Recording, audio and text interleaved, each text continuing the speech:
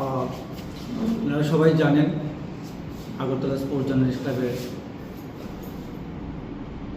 বয়স প্রায় 2 বছরের কাছাকাছি।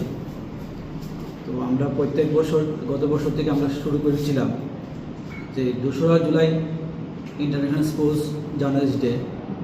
সেই উপলক্ষে আমরা গতবার আমাদের রাজ্যে যারা ক্রীড়া সাংবাদিক, ক্রীড়াচিত্র সাংবাদিক, তাদেরকে আমরা 2 লক্ষ টাকার দুর্ঘটনাজনিত বিমা আমরা প্রদান করেছিলাম।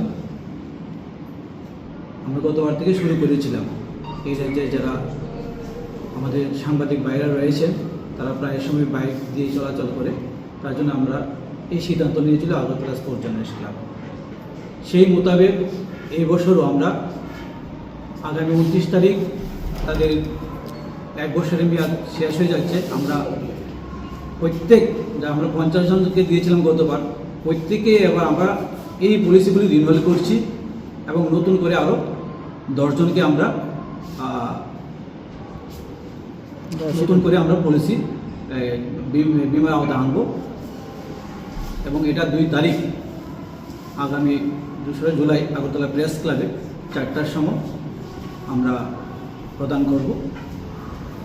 এছাড়া আমরা 2রা July Agartala sports journalist club আর টিএফ এর লাইফ টাইম মেম্বারদের সঙ্গে একটা এই প্রথম নৈশকালীন ফুটবল ম্যাচ আমরা অনুষ্ঠিত করতে যাচ্ছি।